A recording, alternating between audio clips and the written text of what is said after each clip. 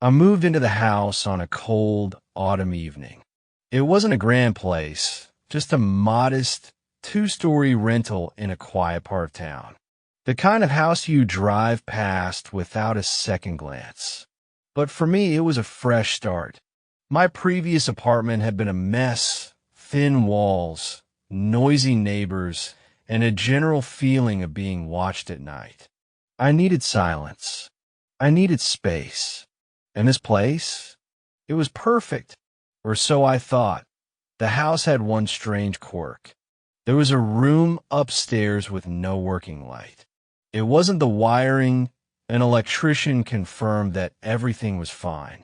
The fixtures, the switches, even the bulbs, I replaced them all, but the result was always the same. No light. At first, I shrugged it off. Whatever, I muttered. I'll just use candles. I like candles anyway. The soft glow was more comforting than the sterile glare of a bulb. So, every night before bed, I'd light a candle and set it on a small wooden table in the center of the room. The flickering light cast long shadows on the walls, distorting the room in strange, shifting shapes. I told myself it was peaceful. I told myself it was fine. But deep down, it wasn't. The first sign that something was wrong came a few nights later. I had just climbed into bed when I noticed it. The candle. It was flickering, but not from a breeze. It was pulsing, like something was breathing on it. The flame would shrink, barely a whisper of light, then flare up, burning too high before settling back to normal. I sat up, staring at it, my pulse quickening. There was no draft, no open window, nothing that could explain it. Then, just as I convinced myself it was my imagination, the flame leaned toward me. Not just flickered, leaned, as if something unseen was pulling it forward. A shiver ran down my spine. I blew out the candle, my heart hammering in my chest. In the sudden darkness, the air in the room felt wrong, like something was waiting. I didn't sleep that night. The next morning, I forced myself to be rational. I told myself it was just an old house. Maybe there was a draft when I hadn't noticed. Maybe I was tired, seeing things that weren't really there. I ignored the gnawing feeling in my gut and went about my day. But that night, when I lit the candle again, it happened again. This time, the flame didn't just flicker. It dimmed, like something was standing between me and the light. I felt a cold rush of air against my face, and then, just for a second, I swore I saw something move in the dark. I should have left. I should have blown out the candle and never lit it again. But I didn't. Something about it drew me in. I don't know why. I should have been scared. I was scared, but I kept lighting the candle, kept watching it. Every night, it flickered and swayed, like it was reacting to something unseen. And then, one night, it did something worse. It went out on its own. One moment, it burned steady. The next, it was snuffed out. No sound, no breeze, just darkness. And in that darkness, I heard breathing. I gasped, fumbling for my phone, my fingers shaking. The screen cast a pale glow over the room, revealing nothing. No one was there, just me. But I could still feel it. Something was in the room with me, watching, waiting. I scrambled for the candle, trying to relight it. My hands were trembling so badly I could barely hold the match. Come on, come on. The match flicked to life. For a brief second, the flame cast its glow around the room, and in the reflection of the window, I saw it. A figure, tall, thin, watching me. I screamed. The match slipped from my fingers, the flame dying instantly. And then, in the pitch black, the candle lit itself. I ran. I don't remember grabbing my phone. I don't remember bolting down the stairs. I only remember the cold, suffocating fear that chased me. I locked myself in my bedroom, huddling beneath the blankets like a child, my breath coming in short, panicked gasps. I tried to tell myself I imagined it, that I didn't really see anything, but I couldn't stop shaking, because I knew that candle was still burning in the room upstairs. And I knew I hadn't lit it. The next morning, I forced myself to go back up. I had to know. I inched open the door, my stomach twisting in knots. The candle sat on the wooden table, its wax melted into a pool. It had burned all night. And something else was there too. A mark on the table. A single blackened fingerprint. And it wasn't mine. The blackened fingerprint on the table felt wrong. It was small, just a smudge of soot, but something about it made my stomach churn. I stared at it, my breath shallow, my mind racing for an explanation. Had I touched the candle? No. My hands were clean. Could the soot have spread by itself? Maybe. But why just one perfect fingerprint? I reached out hesitantly and touched it. The moment my finger made contact, a sharp, icy pain shot through my hand. I yanked it back, my skin tingling, my chest tightening with something I couldn't explain. I felt watched. I scrubbed the table clean, tried to erase the mark from my mind as well as the wood. But even after it was gone, I could still feel it. That sense of something unseen, something just out of reach, waiting. I told myself it was paranoia. That night, I swore I wouldn't light the candle again. I was done playing into whatever this was. So, I went to bed.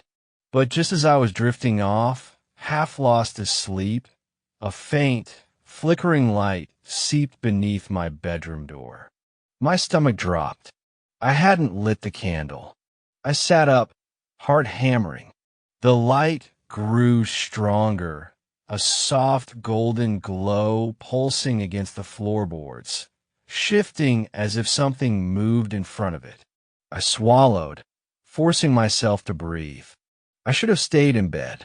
I should have closed my eyes and ignored it. But I didn't. I reached for my phone, turned on the flashlight, and opened the door. The hallway was empty. But the glow from the upstairs room was undeniable. I took slow, careful steps, every instinct in my body screaming at me to turn back. The door to the unlit room was slightly ajar. The flickering light came from within. With a shaking hand, I nudged the door open. The candle was burning on the table. The flame was unnaturally still, as if frozen mid-motion. The wax was smooth, untouched, as if no time had passed. But the worst part? The blackened fingerprint had returned. And this time, there were two of them. I swallowed the scream, clawing its way up my throat. I couldn't move. I couldn't breathe. Then in the silence, a sound. Soft, deliberate, like fingernails dragging across wood. I ran, down the stairs, through the dark, into the safety of my room. I locked the door behind me, my hands shaking so badly I barely managed to turn the key. I climbed into bed, pulling the blankets over me like a child, my breath shallow and ragged. For what felt like hours, I stayed that way, listening, waiting, hoping it was just my imagination. Then a single soft knock on my bedroom door. I nearly screamed. My body locked up, every muscle tense, every nerve on edge. I didn't move, didn't breathe. Then another knock. Soft, insistent. I reached for my phone, fumbling to turn on the flashlight. The glow barely eased my panic, but it was something. I forced myself to look at the door. Nothing. No shadow beneath it. No movement. But the air felt thick, pressing against my chest like invisible hands. I waited. Minutes passed. Then, slowly, I heard footsteps walking away. Soft, measured, They stopped at the top of the stairs. And then the candle blew out. I barely slept. When morning finally came, I threw open the door, desperate for daylight to chase away the night's terror. I half expected the candle to still be burning, but it wasn't. The room was normal. No glow, no flickering light, no shadows shifting in the corners. I almost let myself believe it was over. Almost, until I looked at the table. The fingerprints were still there. And this time there were 5 of them. Like someone had placed their whole hand down, right in front of where I had sat the night before. I didn't want to stay in that house. I wanted to leave, to pack my bags and never return. But something kept me there. I don't know if it was curiosity or something darker, something I didn't want to name. Because despite everything, I found myself lighting the candle again the next night. And this time, the flame flickered in the shape of a mouth. And it smiled. I should have left. I should have packed my bags, locked the door behind me, and never looked back. But I didn't. I stayed. And that night, the candle flickered again. The sun had barely set when I felt the pull. That deep, gnawing urge to light the candle. I tried to fight it. I told myself it was all in my head, that I was imagining things. But when I walked past the unlit room, I felt it again, a presence. Something unseen. Something waiting. And against all reason, I found myself stepping inside. The candle sat on the table, perfectly still, as if it had been waiting for me. I didn't want to touch it, but my hand moved on its own. I struck a match, brought it to the wick. The flame caught instantly, flaring to life, and in the glow, I saw something move. A shadow, tall, thin, lurking at the edge of the room, just outside the candle's light. I froze, my breath caught in my throat. The flame flickered violently, throwing twisted shapes against the walls. And then I heard it, a voice, soft, whispering, just behind me. "Why did you call me?" I spun around. No one was there. But the candle's flame had changed. It wasn't flickering randomly anymore. It was moving with purpose, twisting and curling, like lips forming silent words. My stomach turned to ice. The whispers didn't stop. They slithered through the room, curling around me, threading into my ears. Soft, insistent, unintelligible. I backed away from the table, my pulse hammering. But the candle burned higher, its glow stretching toward me, like something inside was trying to get out. I grabbed the nearest object, an old cloth, and smothered the flame. Darkness swallowed the room. I stood there, panting, waiting for something, anything to happen. The whispers were gone. The air was still. Had I imagined it? My hands trembled as I lifted the cloth. The candle was still there. But now, there was another blackened fingerprint on the table. And it wasn't mine. That night I locked my bedroom door. I barely slept. Every time I closed my eyes, I heard it, that whisper. Faint, just outside my room. I buried my head under the pillow, trying to block it out. But I couldn't escape the feeling that something was just on the other side of the door. Waiting, watching. Then, 3:33 a.m. A sharp, single knock at the door. I stopped breathing. The knock came again. And then, beneath the door, a thin line of flickering light. The candle was burning again. But I never lit it. I didn't open the door. I sat frozen in bed, my body locked in terror. The light beneath the door flickered faster, like something was standing in front of it, shifting. Then the whispering returned. Louder, clearer. My name. My body went cold. I gripped my phone, fingers shaking, and turned on the flashlight. I pointed it at the door. The second the light hit it, the whispering stopped. The flickering vanished. And for the first time in hours, there was silence. I didn't sleep the rest of the night. When morning came, I hesitated before opening my door. I didn't want to see what was on the other side, but I had to. Slowly, I turned the knob. The hallway was empty. No candle, no footprints, nothing. But when I stepped toward the room, I felt something wrong. A shift in the air. And when I finally looked inside, the candle wasn't on the table anymore. It was on the floor, and around it, in the soot and wax, were handprints. So many handprints. Small, large, twisted, like they had crawled toward the flame. And in the center, right beside the candle, a single burnt matchstick still smoking. But I never struck a match.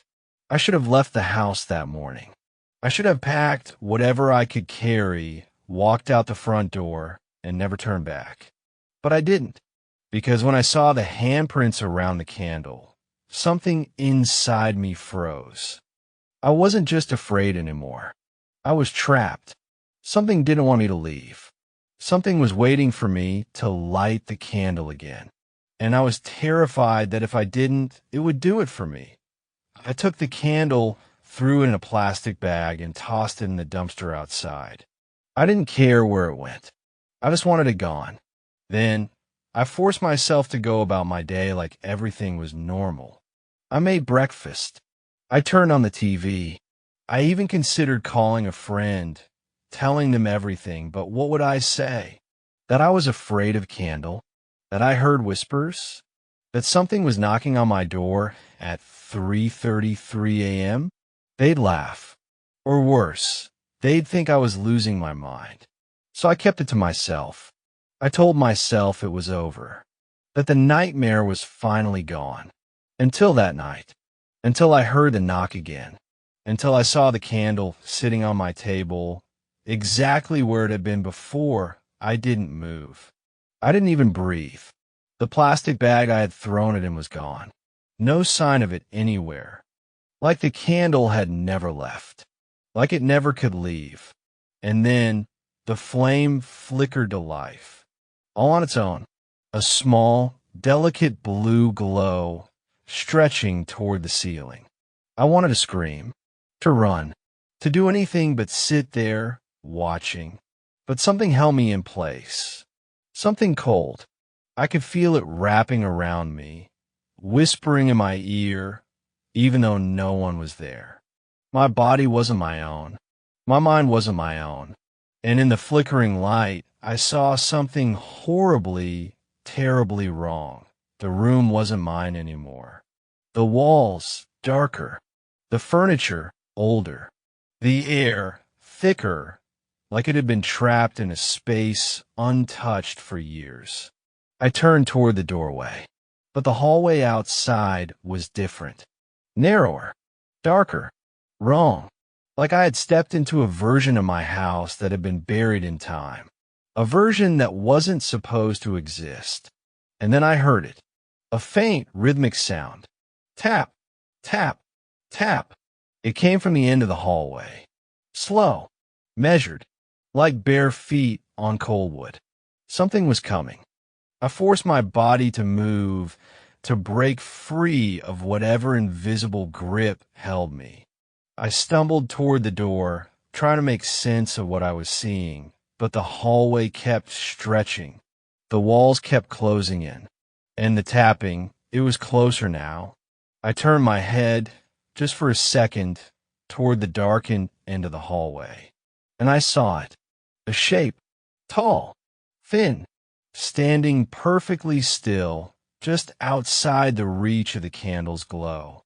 Its face, I couldn't see its face, but it was watching me. I could feel its eyes. The candle's flame flickered violently, casting shadows that twisted and stretched toward the walls. And then the figure took a step forward, tap. The sound echoed through the narrow hallway. It wasn't moving fast. It didn't need to, because no matter how far I ran, I knew it would always be right behind me. I turned back to the table. The candle was still there, still burning, still whispering. I had to put it out. I reached for the cloth, ready to smother the flame. But the second my fingers touched it, the whispers stopped, and everything went dead silent. I looked up. The figure was gone. The hallway was normal again. The walls, back to their regular size. The air, still but no longer suffocating. It was like none of it had happened. But I knew better. I knew it wasn't over. Because when I turned back to the table, I saw something that nearly made my heart stop. The candle's flame, it wasn't flickering. It was standing perfectly still, like something or someone was breathing on it. And then, right in front of me, the flame bent sharply to the side, pointing toward the hallway. I didn't want to look. I didn't want to see what was there. But something made me turn my head anyway. And in the darkness, just beyond the candle's reach, a hand emerged from the shadows. Long pale, reaching, grasping, and then the candle went out. I don't remember much of what happened after the candle went out. I remember the darkness swallowing the room. I remember the air dropping to an impossible cold. I remember the feeling of something standing right in front of me, so close that I could have reached out and touched it. And I remember the voice, soft, whispering, right beside my ear. You let it burn too long. Then pain, not from a cut, not from a blow, something deeper. Like something inside me was being pulled out. Like something was being taken. And then, in the black void of that room, the candle relit itself. The blue glow returned, casting flickering shadows against the walls. But the room, it wasn't mine anymore. The furniture was different. The wallpaper, peeling, stained with age. The air, thick with the scent of wax and something rotting beneath it. And in the dim light, standing in the farthest corner of the room, I finally saw it. A figure, thin, pale, its limbs too long, too stretched, its head tilted at an unnatural angle. And where its face should have been, only darkness. The candle's flame flickered violently, casting its eerie glow across the thing's motionless frame. I wanted to move, to run, to wake up, because this had to be a nightmare. But my body wouldn't respond. I was frozen, trapped, and the only thing that moved was it. It didn't walk, didn't step forward. It just glided smoothly, unnaturally toward me, closer and closer, until I could feel its presence pressing down on me, suffocating me. I tried to scream, but no sound came out. Then I saw its hands, thin, bony fingers stretching toward me, one reaching for my face, the other extending toward the candle. And when it touched the flame, everything shattered. A deafening boom shook the walls. The candle's light exploded outward, consuming the entire room in a blinding blue glow. I was thrown backward, my body hitting the wooden floor with a sickening thud. And when my vision cleared, the thing was gone. The candle still burning but barely. The air still heavy, still thick with something unseen.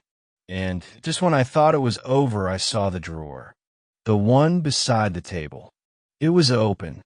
Not just open, pulled out completely, hanging from the frame like someone had yanked it in a rush. Inside, there was a single yellowed piece of paper. Faded, old, and written in shaking, uneven handwriting, "Do not let it burn." I grabbed the paper, my fingers trembling. Something told me I wasn't the first. Someone else had been here before me. Someone else had lit the candle. And someone else had failed. The thought made my stomach twist. Because if they had failed, then what happened to them? And why was the candle still here? Then knock, knock, knock. My blood turned to ice. Slowly, I turned toward the door. The same door where the knocking had started nights ago. But this time, it wasn't just a knock. It was a whisper from the other side, repeating over and over, "Light it again. Light it again. Light it again." I ran. I grabbed my keys, my phone, and I ran. Out the front door. Out of the house. I didn't stop running until I was at my car, breathless, shaking, gripping the wheel like it was the only real thing left. I drove without thinking, without looking back. I didn't care where I was going. I just needed to be far away from that house. And I swore I would never return. Hashtag, hashtag, hashtag 1 year later, I wish I could say I never saw the candle again. That it was gone forever. That it was just a nightmare. But nightmares don't follow you. And yet here I am, in my new apartment, far from that house, far from the whispers. And yet, I woke up last night to a sound I haven't heard in a long, long time. Knock, knock, knock. And when I turned on the light, there on my bedside table was a candle, the same one, still unlit, still waiting. And when I reached for it, my hands trembling, I saw the note beneath it. The same note from before, the same words, "Do not let it burn." But someone had added something new, scrawled in messy, frantic handwriting at the bottom. 3 words that made my heart stop. "It's too late." And then the candle lit itself.